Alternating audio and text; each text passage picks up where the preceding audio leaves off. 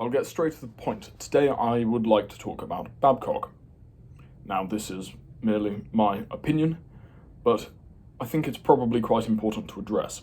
Babcock, in my view, is greatly underappreciated.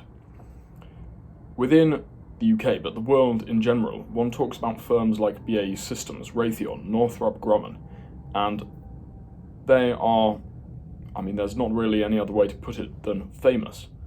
They've done incredibly well in the public and defence sphere for their incredible products through building signature solutions and services time and time again. And that obviously gives them prominence. Babcock, on the other hand, is not necessarily a household name. Even within the defence industry, it's not as recognised as I think it should be, having talked to quite a few people within the defence industry. And I sort of see no reason why it shouldn't be. It is underappreciated, or in some cases, as I said, entirely unappreciated. So, why isn't Babcock so prominent? Financially, it probably is. It has a market capitalisation of £1.62 billion, which, just doing a little bit of mental maths, I guess, would probably put it in the FTSE 250. So, why don't more people know about it? And why hasn't necessarily its financial prominence translated with the products and services that it provides? And I would sort of answer that with a pretty simple question, which is, have you heard of Honeywell, the firm Honeywell? Probably not. A lot of people haven't, but Honeywell is one of the largest firms that is involved in aerospace and defence. It's an enormous firm in its own right, even outside of the market. It has a market capitalisation of £106 billion, which blows me away every single time. And it blows me away that it's not as prominent as, I would think it to be, based upon its market capitalisation and the services it provides. It's within a prominent industry. So, the question is, does it share any attributes with Babcock in regard to not perhaps showing up on the public radar as much, and within the defence industry? And I would say, yes. And so the question really boils down to, given that I really, tend to keep up with what Babcock are doing, because I think that they are a really brilliant firm, why aren't they a more commonly known name, like, at least in the UK, Rolls-Royce Systems, BAE Systems, the subsidiary MBDA, which makes various munitions? Why doesn't Babcock get the recognition comparatively that one could say it deserves?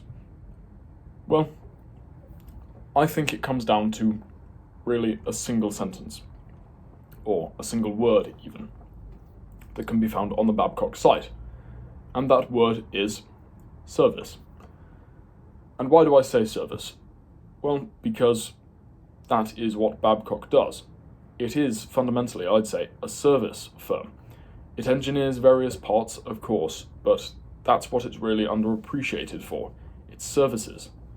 If you look on their website, they do a lot in regard to services which perhaps aren't as prominent.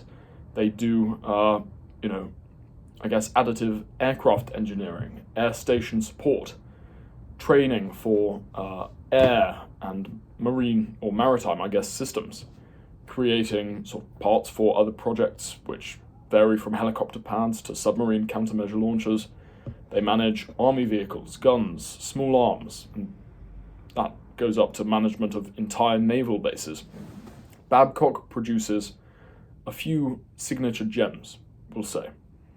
Yet, its main role really is in the support services that underpin the military, and also the support services or the support constituent parts that underpin other larger projects. So it stands to reason that perhaps they're not recognised for making the huge guns. They don't often get to put their name on it, or at least at the front of it. For these enormous products from lead engineering firms, they don't often get to put themselves down as the sole or lead engineer. Although perhaps after Type 31 we're moving in a new direction. Set a new trend towards Babcock perhaps taking the lead a little bit more. We'll have to see. But I think that's perhaps largely why, because they're not producing stuff that maybe attracts so much public attention with explosions. They are doing the services that are required. They are the core, the backbone. And that often doesn't get as much recognition, particularly when it's all sort of being constituent parts for perhaps even another firm's product, playing into that. And playing into these major projects and programs in a major way. But again, they are making parts as opposed to heading up the project necessarily, which is not a bad thing in the slightest. In fact, I think it's perhaps somewhat noble. Secondarily, I'd say, for our second reason, Babcock, much like other firms, like Leonardo, like Honeywell, produce really impressive amounts of non-military equipment. They provide a load of non-military services, so it's not purely a defense firm. Now, of course, most defense firms don't provide purely military services, but Babcock's non-military services are perhaps more expansive, or at least as, I guess, a proportion of its total revenue, or at least the total business that it does. Its non-military services make up a far larger proportion. So it does transport logistics for liquefied natural gas. That's a big one. It contributes to civil nuclear projects. It supports the emergency services, actually, in firefighting, emergency medical services, search and rescue projects. And Babcock actually has massive involvement with the running of rail and airport services. So at the end of the day, we effectively come down to two things, or at least two things that I think, simplistically, make it the case that it's not as recognised as it should be. One, it does kind of lay in the background in regard to products and projects themselves, and acting more as a support role, as a management role, rather than getting to put its name in shining letters on the front of the project.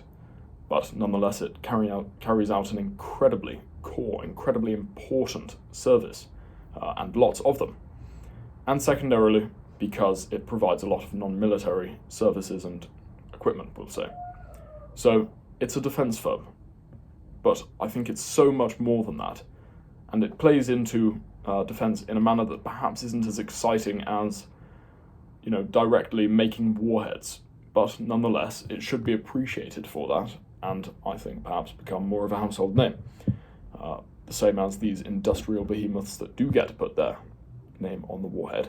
Not to say that not putting your name on the warhead is necessarily a bad thing, or that these larger firms or other firms are doing anything wrong. It's just a difference in direction.